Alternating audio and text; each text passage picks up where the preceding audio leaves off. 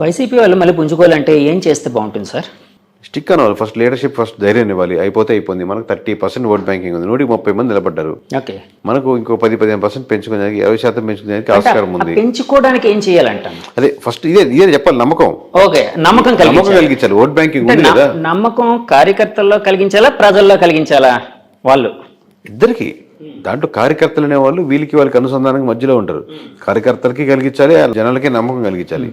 కలిగిస్తున్నప్పుడు జనాలకు నమ్మకం వస్తున్నప్పుడు కార్యకర్తలు ఇంకొంచెం ఎక్కువ పనిచేస్తారు. ప్రజలు నమ్మకం మీరే అంటే నాకు ఓట్లు వేసిన వాళ్ళే కదా ప్రజలు. అంటే ఇతని పర్స్పెక్టివ్లో, జగన్మోహన్ రెడ్డి గారి పర్స్పెక్టివ్లో మీరు నిలబడద్దు, ఓట్లు వేసిన వాళ్ళు నిలబడద్దని చెప్పాలి కదా. మీరు అపోజిషన్ వేసిన వాళ్ళు నిలబడద్దని చెప్పాల్సిన అవసరం లేదుగా. జగన్మోహన్ రెడ్డి గారికి పక్కన పెట్టి పవన్ కళ్యాణ్కి ఓట్లు వేసినట్టు మీరు బాధపడద్దు అని అనలేం కదా. సో ఈయనకు ఓట్లు వేసిన వాళ్ళు రిప్రజెంట్ చేస్తూ అందరు మీటింగ్ పెట్టలేము కాబట్టి జనరల్గా స్టేట్మెంట్స్ ఇవ్వగలుగుతారు. వాళ్ళకి చెప్పి వాళ్ళకి మోటివేట్ చేసి ఇది ఫర్దర్ ప్లాన్స్ అని ఎక్స్ప్లెయిన్ చేసి ఒక్కొక్క స్టెప్ బై స్టెప్ మరి చేసుకో. కూటమి కలవడానికి ముందే జరగాల్సిన నష్టం జరిగిపోయింది వైసీపీ పార్టీకి. అంటే జరగాల్సిన నష్టం అంటే వాళ్ళు చాలాసార్లు చెప్పుకుని వచ్చారు, మేము లక్షల కోట్ల డబ్బులు జనానికి పంచుతూ ఉన్నాం, ఎలాంటి మధ్యవర్తి లేకుండా జనం అకౌంట్స్ కి వెళ్ళేటట్టు వాళ్ళకే లబ్ధిదారులకి డైరెక్ట్ గా చేరేటట్టు చేస్తున్నాం. సో అదంతా మాకు చాలా హెల్ప్ చేస్తుంది. సో నష్టం అన్నారు కదా సార్, ఆ నష్టం ఏంటి సార్? అంటే 3 రాజధానులు ఇలాంటివి ఏమైనా నష్టపరిచాయా వాళ్ళని? అంటే హెల్ప్ చేసిన ఆ మాట వెల్ఫేర్ స్కీమ్స్ ఖచ్చితంగా పాజిటివ్ ఉంటుంది సార్, దాంట్లో డౌట్ లేదు. కాబట్టి ఎంత పాజిటివ్, ఒక 5% యాడ్ అవుద్ది అనుకోండి, అది ఒక్కటే సరిపోదు కదా గెలుపుకి. మీరు ఆల్రెడీ 25% ఎంత ఓట్ బ్యాంకింగ్ ఉందనుకోండి, ఇంకో 5% 30కి వస్తారు. కానీ మీరు 30 సరిపోదుగా ఇంకో 20% యాడ్ అవ్వాలి. లేదా మీకు లాస్ట్ టైం పడేటువంటి 50%లో ఇంకో 10-15 మంది వెళ్లకుండా ఆగాలి. అప్పుడు కానీ మీరు 30కి రారు. ఇప్పుడు మీరు వెళ్లకుండా ఆగాలంటే రోడ్లు బాగుండాలి. రాజధాని ఇష్యూలో నిజంగా రాజధాని కాకుండా రాజధాని పక్కన పెట్టు, ఇది బాగుంది చూడు అని ఆల్టర్నేటివ్ ఉండాలి. రాజధాని కాన్సెప్టే కాదు, దాన్ని మించిన ఎమోషన్. మీరు ఒక దాంట్లో సఫర్ అవుతున్నారు, నాకు ప్రమోషన్ కావాలంటే ఖచ్చితంగా ప్రమోషన్ ఇవ్వాలండి, శాలరీ పెంచుతాను, ఓకే అంటే ప్రమోషన్ పక్కన పెట్టి మీకు శాలరీ సాటిస్ఫై అయ్యారు. సో ఆ ఎమోషన్ ని కనెక్ట్ చేయడం ఏదో అంతే 100%. లేకపోతే ఇన్ని రకాలుగా డ్యామేజ్ అవ్వదు, ఇన్ని లేయర్లు. సో ఏ ఎమోషన్ ఎక్కడ మిస్ అవుతున్న దానికి ఆల్టర్నేటివ్ గా మీరు ఇంకో ఎమోషన్ యాడ్ చేయగలగాలి. ఆ ఎమోషన్ యాడ్ చేయడంలో మిస్ ఫెయిల్ అయింది సార్. అలాగే నేను చాలా మంది దగ్గర, పెద్ద వాళ్ళ దగ్గర ఒక మాట అయితే విన్నాను, అసలు ఈ ఎలక్షన్ అంతా జగన్ వర్సెస్ జగన్ గా జరిగింది. అంటే వాళ్ళు అన్నది ఏంటంటే జగన్ రావాలి, జగన్ పోవాలి, ఈ రెండింటి మీదే బేస్ అయ్యి ఈ ఎలక్షన్ నడిచింది అని.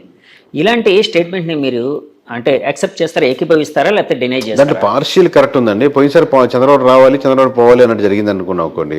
అబ్వియస్ గా 2 పార్టీల మధ్య ఓట్ బ్యాంకింగ్ జరుగుతున్నప్పుడు 2 పార్టీలో ఎవరికి చంద్రబాబు జగన్ అనుకుంటున్నారు. వీళ్ళు చెప్పేటప్పుడు జగన అని వీళ్ళు దాన్ని ప్రమోట్ చేస్తున్నారు. బట్ యాక్చువల్లీ ఏంటంటే ఏ నియోజకవర్గంలో ఆ నియోజకవర్గంలో ఓటేస్తారు. ఇప్పుడు మొత్తం రాష్ట్ర వ్యాప్తంగా నా ఓటు రిప్రజెంట్ చేస్తున్నాను అని కాదు కదా. నా నియోజకవర్గంలో ఈ ఎమ్మెల్యేకి వేద్దామా, ఎమ్మెల్యేతో పాటు చంద్రబాబుని కూడా చూసేద్దామా, ఎమ్మెల్యే చెడ్డోడు కానీ తెలుస్తుంది కానీ చంద్రబాబు మీద నాకు అభిమానం ఉంది వేద్దాంలే, అది వీడు చాలా మంచివాడు ఎమ్మెల్యే కాకపోతే జగన్ మీద నాకు వ్యతిరేకత ఉంది వీళ్ళేంలే. సో ఈ ఫ్యాక్టరీ ఒకటి ఆలోచిస్తాడు. వీడు ఓవరాల్గా జనం అని అనుకోడు, నేను తన ఓటు తమ అంటే వాళ్ళ ఇంట్లో వాళ్ళు ఓటు ఇన్ఫ్లుయెన్స్ చేయగలుగుతారు. కన్సాలిడేట్గా మనం చెప్తున్నప్పుడు మనం యాజ్ ఏ సర్వే దాంట్ నుంచి వచ్చాం కాబట్టి కన్సాలిడేట్గా ఆ ఓట్ బ్యాంకింగ్ ఎలా వెళ్తుంది అనుకుంటాం. దాంట్లో నెగిటివిటీస్ ఏంది, పాజిటివిటీస్ ఏంది, ఏ ప్రాంతానికి ఆ ప్రాంతానికి తగ్గట్టే. సార్ రాష్ట్ర వ్యాప్తంగా వైసీపీ పతనానికి ముఖ్యమైన కారణాలు ఏమైనా ఒక 2-3 చెప్పాల్సి వస్తే ఏది మెయిన్ కారణంగా చెప్తారు? పతనం అనేది కరెక్ట్ కదా సార్. పతనం అనేది పొలిటికల్ పతనం ఏంటంటే వాళ్ళు 30% ఓట్ బ్యాంకింగ్ ఉంది, వాళ్ళ ఓట్ బ్యాంకింగ్ వాళ్ళకి స్టిల్ ఉంది. మీరు 100 మందిలో 30 మంది నిలబడ్డారు, 70 మంది నిలబడ్డారు. ఇటు మనకి ఇట అల్గారిథమ్స్ లో మనకు ఉన్నటువంటి rules and regulations government of ఇండియాలో ఉన్నట్టు కాబట్టి మెజారిటీ ఓట్ బ్యాంకింగ్ బట్టి సీట్లు రావు కాబట్టి ఓన్లీ నియోజకవర్గాల బారు కాబట్టి మీకు తక్కువ కనపడుతుంది. కానీ 130% మంది అంటే చిన్న నెంబర్ కాదు. ప్రతి కోట్లో 30 లక్షల మంది ఉన్నారు. సో సీట్లు అంటే ఇప్పుడు ఇందా చెప్పినట్టు ఒక్కొక్కటి ఫ్యాక్టరీ, ఇందా చెప్పినట్టు రోడ్డు కావచ్చు, అక్కడ స్కూల్స్ కావచ్చు, హాస్పిటల్స్ మంచి డెవలప్మెంట్ లేకపోవడం కావచ్చు, రకరకాల ఫ్యాక్టరీస్. అంటే ఏదో ఒక ఎమోషనల్ కాంటాక్ట్, ఏదో ఒక రీజన్ అయితే అంటే స్టేట్ వైడ్ గా ఏదో కారణం ఉండే అవకాశం ఉంది కదండి. అట్లాంటిది ఏదంటారు? అంటే ఒక షెఫాలజిస్ట్ గా మీరు స్టేట్ వైడ్ గా అదే సార్. ఇప్పుడు మీకు ఇప్పుడు అంటే మీకు వన్ సైడ్ కనపడింది కాబట్టి అలా అనిపిస్తుంది. ఇప్పుడు రాజధాని స్టేట్ వైడ్ జరిగిందంటే రాజధాని మీకు కృష్ణా గుంటలో ఉన్నట్టు మీకు శ్రీకాకుళంలో ఉండకపోవచ్చు, రాప్తాడులో ఉండకపోవచ్చు. రాప్తాడు ప్రజలు మనకు అమరావతిలో ఉండే రాప్తాడు ప్రజలు రాప్తాడు సమస్యల మీద వేస్తుంది. అలాగే స్టేట్ వైజ్ ఉన్న డెవలప్మెంట్ మీద కూడా చూసుకుంటూ ఉంటుంది. అలాగే కొంచెం ఎమ్మెల్యే మంచివాడైతే కొంచెం కన్సిడర్ అవుద్ది. అయితే 2-3 సార్లు ఓడిపోయినాడు, ఈసారి గెలవాలన్న సానుభూతి ఉంటే సానుభూతి అవుద్ది. ఓవరాల్ జనరలైజ్గా స్టేట్మెంట్ చెప్పలేము. కూటమి కట్టడం జనరలైజ్గా స్టేట్మెంట్ చెప్పుకోవచ్చు. కూటమి రాష్ట్ర వ్యాప్తంగా అడ్వాంటేజ్ అయింది. అంటే నేను చాలామంది మా ఛానల్ తరపున కొంతమంది పబ్లిక్ బైట్స్ తీసుకునేటప్పుడు చాలామంది ఏమనేవారంటే, అంటే కూటమిని యాక్సెప్ట్ చేసే వాళ్ళందరూ వెల్ఫేర్ అనేది ఉంది కానీ డెవలప్మెంట్ లేదు, సో డెవలప్మెంట్ లేకపోవడమే మాకు చాలా ఇబ్బందికరంగా ఉందనేవారు. ఆ డెవలప్మెంట్ లేకపోవడం అనేది రాష్ట్ర వ్యాప్తంగా వైసీపీని ఓడించడానికి కారణమై ఉండొచ్చా సార్? డెవలప్మెంట్ మీరు ఒకరు కొన్ని విషయాలు చేసినప్పటికి కూడా ఆ నియోజకవర్గంలో వాళ్ళు they have to feel this development. నాకు మంచి స్కూల్స్గా మార్చారు. ఈరోజు నా పిల్లవాడిని మధ్య తరగతి నాకు 30,000 వస్తున్నాయి. నేను ప్రైవేట్ స్కూల్ కట్టి 20,000 కట్టి పంపించాల్సిన అవసరం లేదు. ఈరోజు మంచి జగనన్న స్కూల్స్ బాగున్నాయి, నేను దానికే పంపిస్తాను. అందరూ అలా ఊర్లో ఎక్కువ మంది వెళ్తున్నారు అనుకోండి, ఆబ్వియస్గా మీరు వాళ్ళకి అడ్వర్టైజ్ చేసుకోనక్కర్లే. అట్లాగా సో అదేం ఫ్యాక్టర్ కాదంటారు సార్? అంటే మారుతూ ఉంటుంది అంటారు డెవలప్మెంట్ అనేది సమస్య ఊరి మీద ఉంటుంది. ఓకే సార్, ఇప్పుడు మీరు 2019లో సర్వే, మీ ఫస్ట్ సర్వే అది చేసిన వెంటనే చాలా ఇది వచ్చింది. అప్పట్లో మీకు ఏమైనా ఫోన్ కాల్స్ ఏమైనా వచ్చాయి సార్? వచ్చేసరి ప్రస్తుతం ఎప్పుడు వస్తుంటే, ఇప్పుడు ఈ మధ్య 4 రోజులు రావట్లేదు కానీ మామూలు బెదిరింపు కాల్స్, లేకపోతే ఇలా చేయండి, ఎలా చేస్తారు, ఎలా చెప్తారు అన్నారు. పోనీ మీరు ఒక నెంబర్ చెప్పండి సార్ అంటారు. అంటే ఎమ్మెల్యేస్ నుంచి, మినిస్టర్ నుంచి నాకు రాదు. నాకు ఒక అడ్వాంటేజ్ ఏంటంటే నాకు అన్ని పార్టీల నుంచి తెలిసిన వాళ్ళే కాబట్టి సన్నిహితులే. అది మనం వర్క్ చేసిన క్లయింట్. సన్నిహితం అనకంటే కూడా క్లయింట్ అనొచ్చు, ఎందుకంటే ఆ డిఫరెన్స్ ఉంటుంది. సన్నిహితం అంటే క్లోజ్నెస్ అయిపోతుంది. సో క్లయింట్సే కాబట్టి మ్యూచువల్ రెస్పెక్టే ఉంటుంది. అది వాళ్ళు వేరే ఆ జిల్లాలో వేరే వాళ్ళు తెలియకపోయినా కేకే నాకు తెలుసు బాగా చేస్తారు అని వాళ్ళు వెళ్తుంటారు కాబట్టి నాకు వాళ్ళ నుంచి థ్రెటన్ కాల్స్ ఉండవు. కింద ఉండేటువంటి ఎవరైనా విలేజ్లో ఉండే చిన్న వాళ్ళు, పార్టీ మీద అభిమానంగా ఉండేవాళ్ళు ఒకసారిగా జీర్ణించుకోలేరు కదా. 151 అయినా జీర్ణించుకోలేరు, ఇప్పుడు 161 వస్తాయని చెప్పినా జీర్ణించుకోలేరు. వాళ్ళ కోపం అనమాట, మన పార్టీ ఎలా పోద్ది అని ఫ్రస్ట్రేషన్ అలా ఉంటుంది. అంటే సార్ మీరు ఇప్పుడు 2019లో మీరు చెప్పింది జరిగింది అంటే సిమిలర్ ఆల్మోస్ట్ యాక్యురేట్గా వచ్చింది. అలాగే 2024లో కూడా వచ్చింది. ఆ ఫిగర్స్ అంటే యాక్చువల్గా మామూలుగా మీరు ఒక సెఫాలజిస్ట్గా ఒక శాస్త్రీయ పద్ధతిలో చేస్తూ ఉన్నారు, ఒక నెంబర్ చెప్తారు. అది నిజమైనప్పుడు మీకు ఎలాంటి ఆనందం కలుగుతుంది, ఎలాంటి ఫీలింగ్ కలుగుతుంది? చూస్తున్నాం సార్, మామూలు నెంబర్ +5 లోపలే ఉంటుందని ముందుగా నా ఎక్స్పెక్టేషన్. 5 అనేది అది ఇంత దగ్గరగా వచ్చి ఏదో ట్రైన్ S1 దగ్గర S1 ఆగినట్టు, S2 దగ్గర S2 ఆగినట్టు అలా వచ్చి దగ్గరగా హ్యాపీ, దానికి ఆనందమే. అంటే మనం ఎంత బాగా చేసామని కాన్ఫిడెన్స్ అయినా బూస్టప్ అవుతుందా? కాన్ఫిడెన్స్ మామూలుగా పెద్ద డిఫరెన్స్ లేదు సార్, మామూలుగా అలాగే ఉంది. కానీ ఓకే, చిన్న నెంబర్ వచ్చి ఆగింది కదా అనేది ఒకటి అంతే.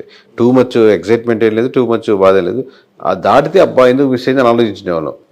దగ్గరికి వచ్చింది కాబట్టి ఓకే మన బాగానే ఉంది, రైట్ అంతే. మీ నుంచి నెక్స్ట్ బ్లాస్టింగ్ నెంబరు ఏ స్టేట్ ఎలక్షన్కి సంబంధించి ఉండొచ్చు? అదే చూద్దాం సార్. ఇప్పుడు ఇంటర్వ్యూ అయిపోయాక మళ్ళీ ఇప్పుడు ఏ స్టేటా, మన GHMCకి వెళ్ళాలా, ఢిల్లీ వెళ్ళాలా, లేకపోతే ఇంకో స్టేట్ వెళ్ళాలా, రకరకాలుగా ఆప్షన్స్ ఉన్నాయి. ఒకసారి కూర్చొని అంతా అయిపోయాక డిస్కస్ చేసి టీం ఎలా బిల్డ్ చేసుకుందాం, వేరే స్టేట్స్ అంటే ఎలా చేయాలి, రీఆర్గనైజ్ చేసుకున్నాం, మంచి స్ట్రక్చర్గా బిల్డింగ్ తీసుకొని ప్రాపర్గా చేసి కంట్రీ వైడ్గా చేసే కెపాసిటీ ఉందని నమ్ముతున్నాం.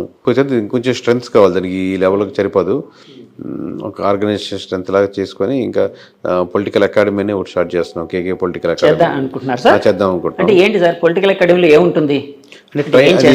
అంటే ఇప్పుడు సడన్ గా వచ్చేసి ఎమ్మెల్యే అవుదాం అనుకున్న వాళ్ళు, లేదా ఆ ఫ్యామిలీస్ నుంచి వచ్చిన వాళ్ళు, లేదా బయట వాళ్ళు కానీ వాళ్ళు మాట్లాడడం రాదు, లేదా సరిగ్గా కాన్ఫిడెంట్ గా మాట్లాడలేదు, లేదా ఇలా మీలా ఇంటర్వ్యూ క్వశ్చన్స్ చేసినప్పుడు ఎక్కడి నుంచి స్టార్ట్ చేయాలి, ఎక్కడ ఎండ్ చేయాలని, అలాగే వాళ్ళు ఆ జిల్లా నియోజకవర్గ సమీకరణాలు ఏంటి, పరిస్థితులు ఏంటి, సమస్యలు వెళ్ళినప్పుడు ఏ కమ్యూనిటీ వెళ్ళినప్పుడు ఎలా బిహేవ్ చేస్తే బాగుంటుంది, అలాగే కంట్రీ గురించి ఏదైనా ఒక నాలెడ్జ్ ఉంటే బాగుంటుంది, ఇంటర్నేషనల్ అఫైర్స్ గురించి కొంచెం నాలెడ్జ్ ఉంటే బాగుంటుంది.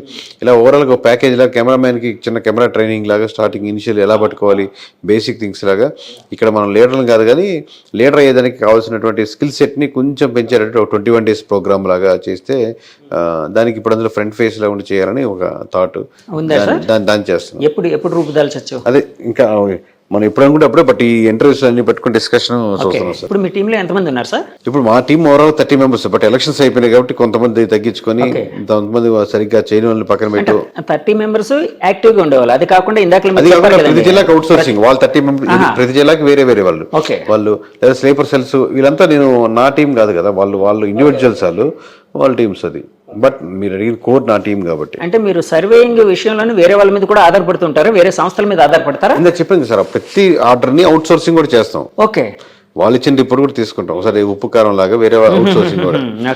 ఇదేంటంటే ముందు మన 3 layers మనమే, ఎక్స్ట్రా లేయర్ కూడా ఒకరేమో మనం తప్పు చేసేమో, మన గ్రూప్ లో పోతున్నామో, మనకు ముసుగులో ఉన్నామో, అందుకని వేరే సంబంధం లేకుండా ఇక్కడ చేపిస్తాం.